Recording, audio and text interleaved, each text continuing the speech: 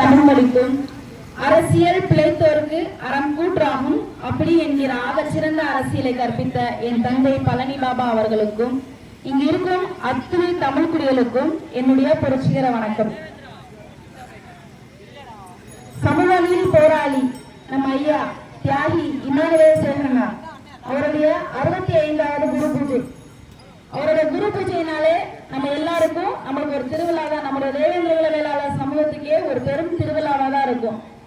ஏன்னா அந்த அளவுக்கு நம்ம ஐயா போராடி இருக்காரு.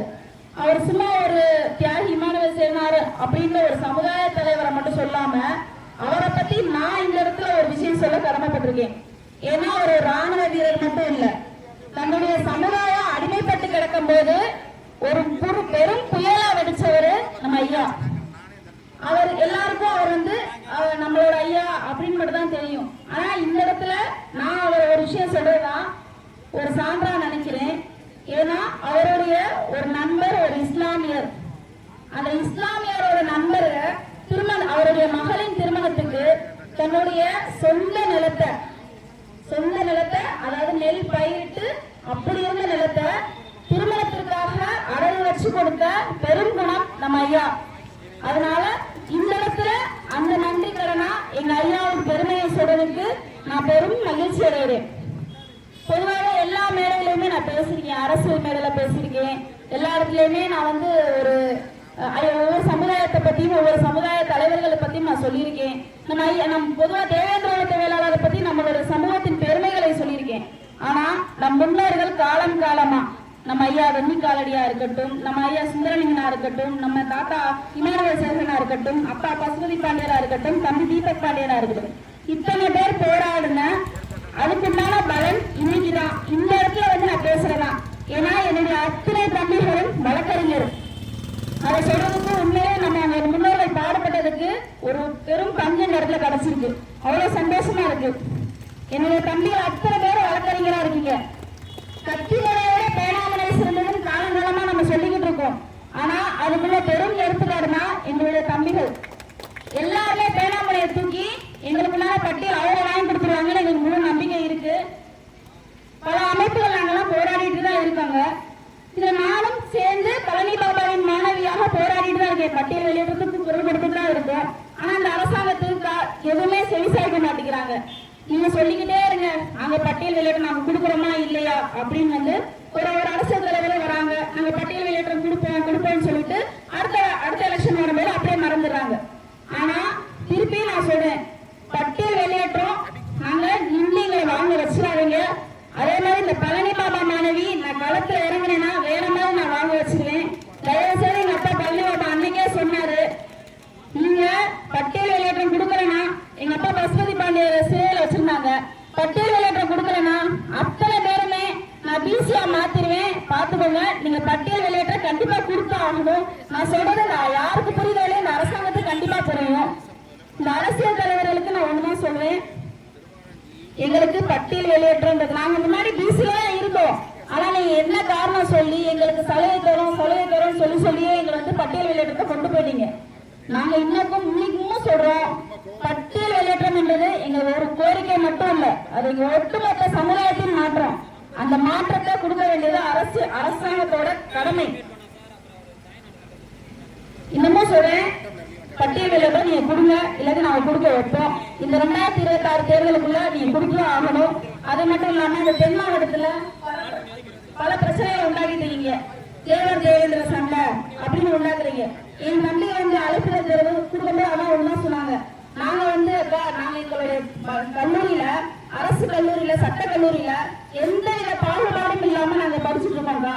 ஆனா இந்த தென் மாவட்டத்தில் நடக்கிற பிரச்சனை, அதாவது தலைமையில இருக்கிற அமைப்புகள் அரசியல்வாதிகள் செய்யற பிரச்சனை, பள்ளிக்கூடத்துல இருக்கிற குழந்தைகளுக்கு பாதிப்புன்னு ஒரு நிமிஷம் கூட நீங்க யாருமே யோசிக்க மாட்டேங்கிறீங்க. நீங்க கொஞ்சம் யோசிச்சு இந்த பிரச்சனை அரசியல்வாதிகள் சூழ்ச்சினால நம்ம இல்லாம இருக்கணும்னா நீங்க ஒரே ஒருதான், அந்த சைடு தேவர் சைடு டிஎன்டி கேட்டுட்டு இருக்காங்க, இந்த சைடு பட்டியல் வெளியேற்றம் கேட்டுட்டு இருக்காங்க. ரெண்டு பேத்துக்குமே நீங்க அரசாங்கம் கொடுக்கக்கூடிய அதிகாரத்துல இருக்கீங்க. மத்திய அரசா இருந்தாலும் மாநில அரசாலும் கொடுக்கக்கூடிய அதிகாரத்துல இருக்கீங்க. நீங்க கொடுத்துட்டீங்கன்னா இந்த பிரச்சனைக்கு ஒரே ஒரு விடிவு நாள் தென்னாடுமே சண்டைன்றதே நடக்காது.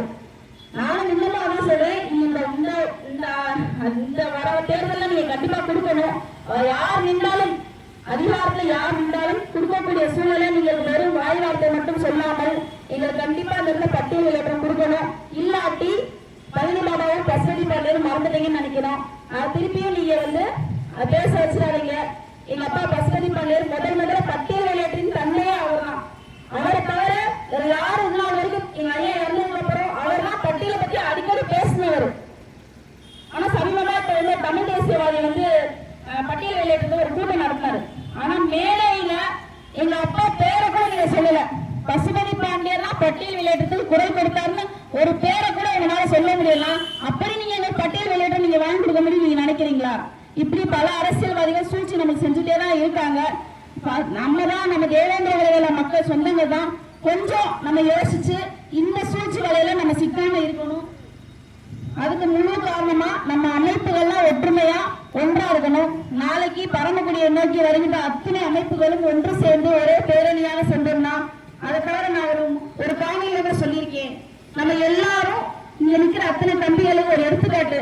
நம்ம எல்லாரும் ஒரு வெள்ளச்சட்டை போட்டு பேனா பாக்கெட்ல வச்சுட்டு போனோம்னா அதை விட ஒரு வரலாற்று மாற்றம். தேவேந்திர குல வேளாளர் நம்ம சமூகத்தை இவ யாரு இனிமே எஸ்சி ஏதாச்சும் ஒண்ணு சொன்னாங்கன்னா அதுக்கப்புறம் அது சொல்றவங்களை பத்தி நமக்கு தெரியும். நம்ம எந்த அளவுக்கு நம்ம வரலாற்று மாற்றத்தை உண்டாக்க போறோம். அது இந்த 68வது குரு பூஜையில நிறைவேறும் நான் நம்புறேன்.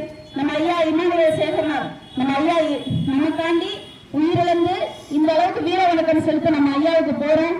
மரியாதையுடன் போங்க. காவல்துறைக்கு எந்த ஒரு இடையூறும் இல்லாமல் போவீங்கன்னு நான் நினைக்கிறேன். தம்பிகள்லாம் நான் இந்த இடத்துல பேசுறதுக்கு ஒரே ஒரு தான். காலம் காலமா தேவேந்திர குல வேளாளர் என்பது ஏறும் போரும் என் குலத்தொழில். நம்மளுடைய காலம் ஏறும் போரும் நம் குலத்தொழில் என்பது வெறும் வாய் வார்த்தை இல்ல. நம்மளுக்கு சலுகை கொடுத்துதான் அவங்க நம்மளோட இது பண்ணல. நாங்க அவங்களுக்கு விவசாயத்துல கால வச்சு நாங்க தான் அவங்களுக்கு சலுகை கொடுத்துட்டு இருக்கோம். எந்த சம்பளமாச்சு சலுகை வேணாம்னு சொல்லுமா? நாங்க சொல்ற சலுகை வேணாம்னு சொல்றோம். இதை விட என்ன வேணும் அரசாங்கத்துக்கு? எங்களுக்கு நீங்க பட்டியல இருந்து தூக்குங்க. அதுக்கப்புறம் நீங்க சலுகை எல்லாம் இல்ல, அது ஆட்டோமேட்டிக்கா எங்களுக்கு உரிமையா மாறிடும். நீங்க எங்களை பிசியா மாத்தணும், இல்லாட்டி மாத்த வைப்போம். இந்த தயவு செய்து சொல்றேன், திரும்ப இங்க சொல்ல வைக்காதீங்க. இந்த எலெக்ஷன்ல கண்டிப்பா எங்க பட்டியல் விளையாட்டு கொடுத்தே ஆகணும். போது நாங்க 60 வருஷமா ஏமாந்து போவோம். மாத்தி வந்து எங்க எங்க சமுதாயத்தில் இருக்கிற ஒவ்வொரு இளைஞர்களும் சரி, ஒவ்வொரு தலைவரும் சரி, இப்பவே நாங்க இழந்துகிட்டே இருக்கோம். இதுக்கு மேல பண்பாவும் பணிவாவும் கேட்டுட்டு பழனி பாபா மனைவி நான் கேட்கிறேன்.